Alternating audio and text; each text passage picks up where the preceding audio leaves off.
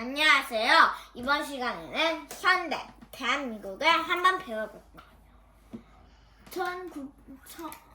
1940년 제2차 세계대전에서 나치 독일과 일본은 지금 항복을 앞두고 있었죠. 그 중에 독일이 항복하자 일본은 더 이상 항복이 없다고 하면서 이런 히로히토는 이제 항복은 없다며 계속 싸웠어요. 그런데 그때 미국이 루즈벨트라는 사람이 갑자기 뇌출혈로 사망했어요. 그 다음에 부통령이 트루먼이 대통령이 되었죠.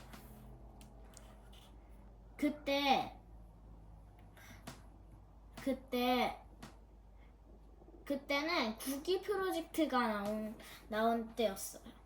그런데 그 전에 오펜하이머라는 사람이 엄청 센 핵폭탄 미사일을 만드는데 성공했어요.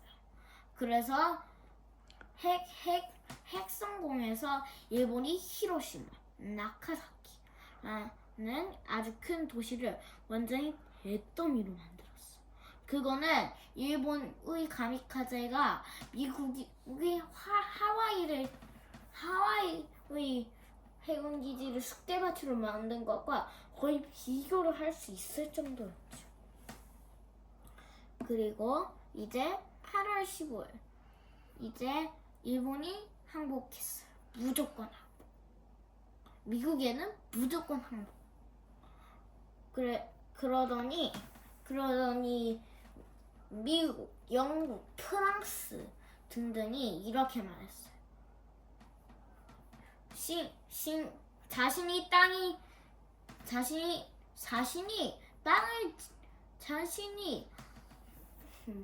자신의 집어삼킨 모든 땅을 다 독립시켜주시오 했더니 일본은 말을 들었어요. 그때 우리나라도 광복을 맞았죠. 그리고 38도선이 생겼어요.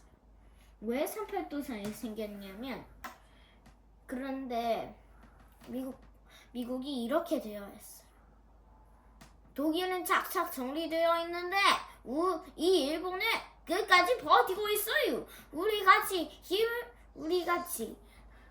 내리막길은 우리가 오르막길에는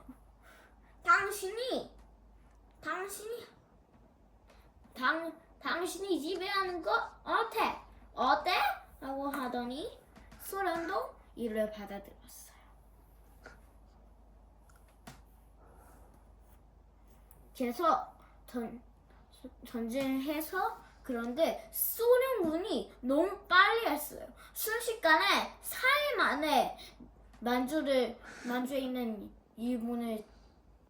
일본을 물리치더니 한반도에 있는 데까지 일본군을 물리치고 이제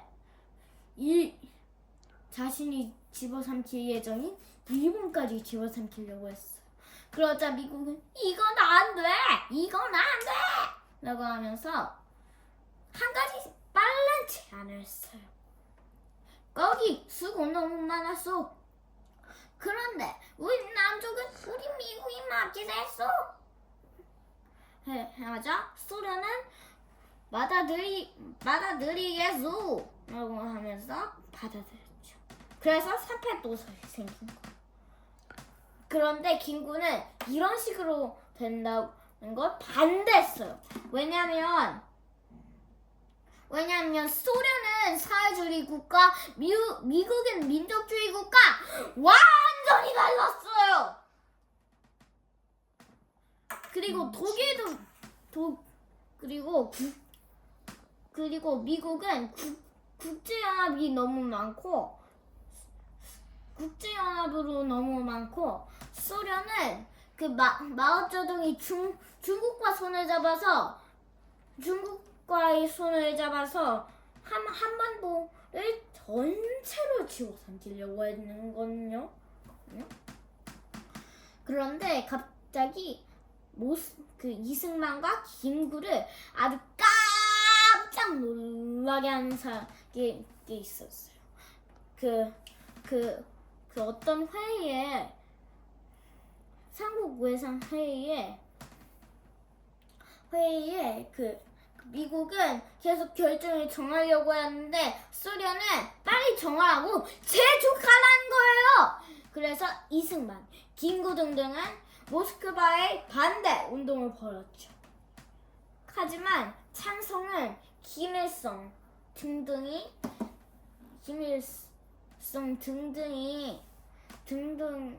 아주 큰 싸움이 일어났어. 그래서 서로는 반대하는 일로 안테온이란 그 모스크바를 지지하는 사람은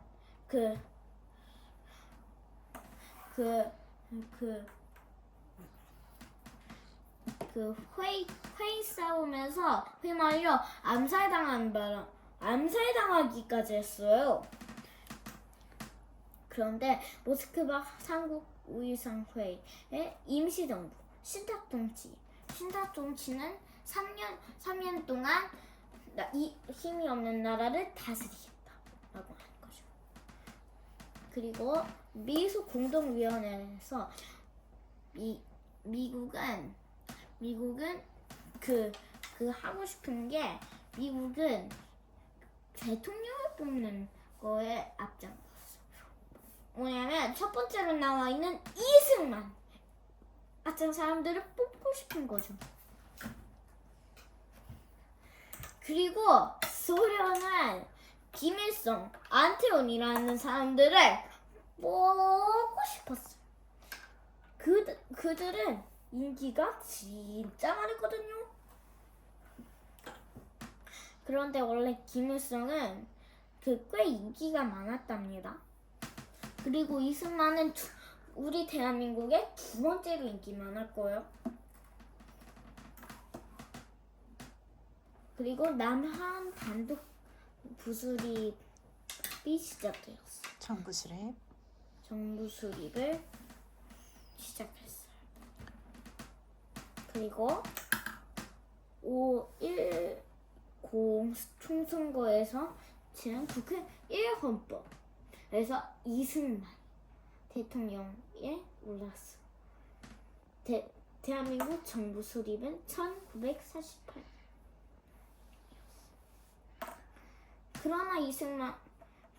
그러자 이승만은 노인이 된 상태였어요.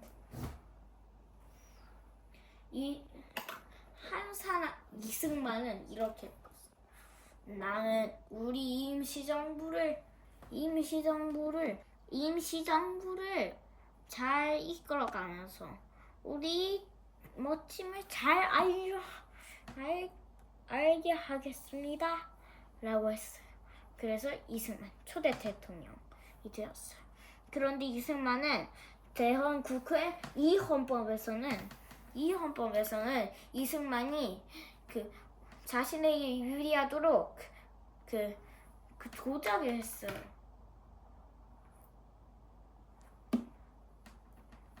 자신에게 유리하게 대통령 조직. 그래서 이승만이 뽑혔죠. 거의 모든 사람들이 이승만이 최고라고 거짓말을 했죠. 그러자 4.19 혁명이 일어났어. 1960년에. 그거 진짜 중요해요. 대학교 시험에 나와요. 대통령을 하야했죠. 그 다음에 6.25 전쟁이 일어났어. 북한이 마오쩌둥의 중국. 선생님 잠깐만요. 6.25 전쟁이 먼저였는데 이승만 대통령 했으니까 쭉 대통령 해준 다음에 끝나고 나서 6.25 전쟁 한번 얘기해 주세요. 그냥 알았죠? 그 다음 대통령 얘기해 주세요. 네. 고! 6.25 전쟁 마지막에 할게요. 그 다음에 박정희 한번 배워볼게요. 박정희는 12 사태 같은 전두환 12.12 사태. 박정희는 5.16 군사 정변을 일으켰어요.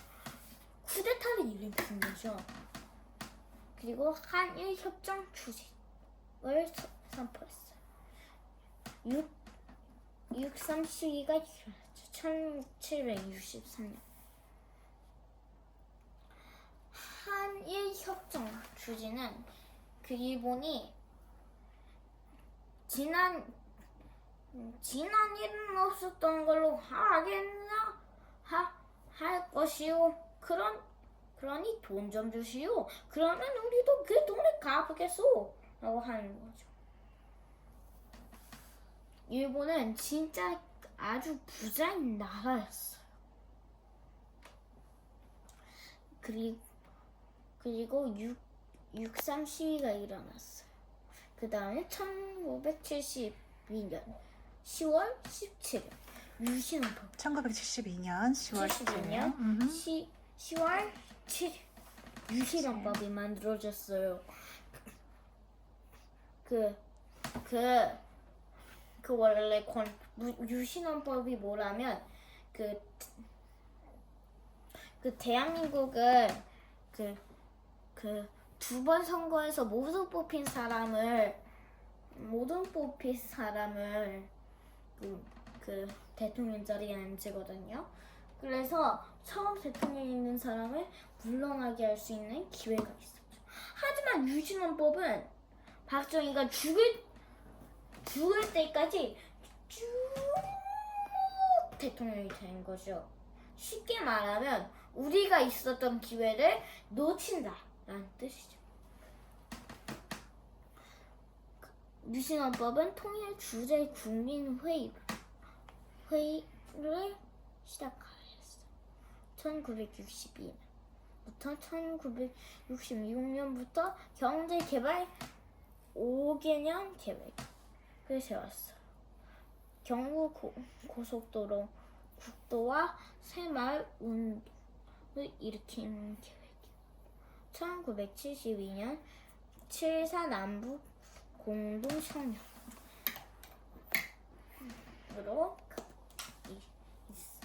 있어요.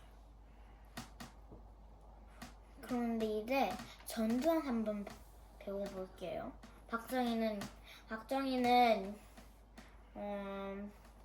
언제 그 자신이 부하한테 목숨을 잃었어요.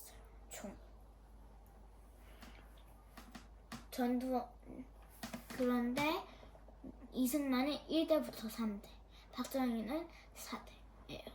그리고 전두환은 4대 대통령. 전두환은 11대부터 12대예요. 그리고 1979년 12.12 사태를 일으켰어요. 박정희와 같이 쿠데타를 일으킨 거죠. 박정희도 군인이었고 전두환도 군인이었어요. 박정희 부하가 전두환인 거라고 따지면 되죠. 12.12 사태를 일으킨 후 전두환이 박정희 부하라면 바로 5.18 민주화 운동이 일어났어요. 그때 최루탄에 맞아 쓰러진 학생들도 있었고 모진 공문으로 세상에 떠난 학생들까지 있었대요.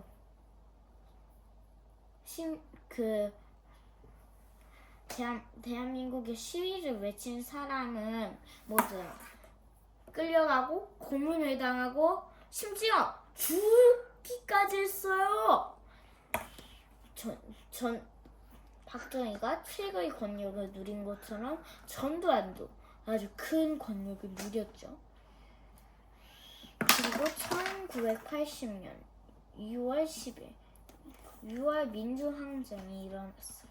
대통령을 직선제로 하고 6.29 민주화 선언을 했죠. 3조 호황, 저유가 저금리 저달러로 되었어요. 그런데 이산가족 이산가족을 상봉한 사람도 전두환이었어요. 이산가족은 원래 아주 떨어져 있었는데 다시 만나게 한 사람이 전두환이었어요. 전두환은 그 설삭산사에 들어갔는데 21년에 세상에 떠났죠. 그 다음에 노태우 한번 배워볼게요. 13대 대통령. 1988년에 그 대통령 자리에 올랐어요. 노태우는 서울 올림픽을 열었어요.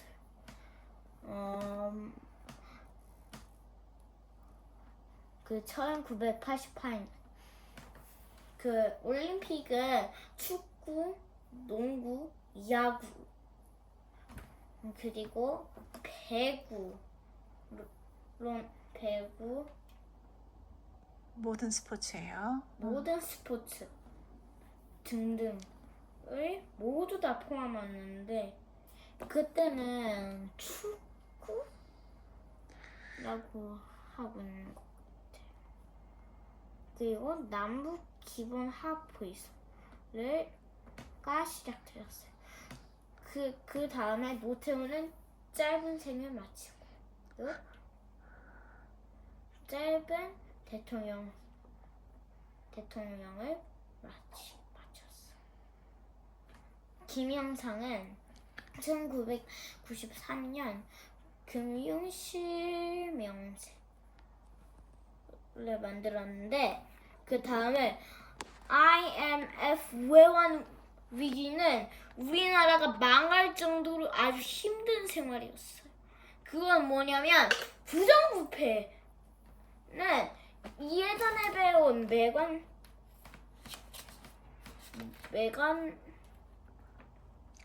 매간내지과 거의 같은 거예요.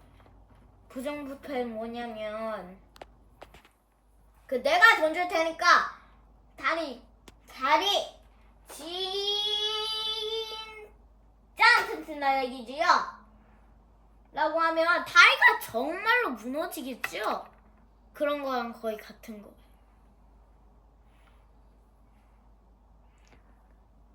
김대중은 한일 월드컵을 이겼어. 누가 이겼는지는 저도 몰라요. 그 김대중은 15대예요. 그 한일 월드컵에서 햇볕 정책을 펼쳤고 남북 정상회담 이를 시작했어요. 6.15 남북 공동선언을 펼쳤고 이제 영상이 끝났어요. 이제 저도 여러분을 더 이상 만나기 어려울 거예요. 라고. 색종이로 할 수 있죠. 색종이 다시 다른 색종이 영상으로도 할 수 있고요. 그런데 이 강리안 역사는 더 이상 볼 수 없어. 강리안 역사는 이제 끝났기 때문에 역사는 더 이상 배울 수가 없어요. 그러면 역사 강리안 최고 박사 역사 끝. 사랑해요.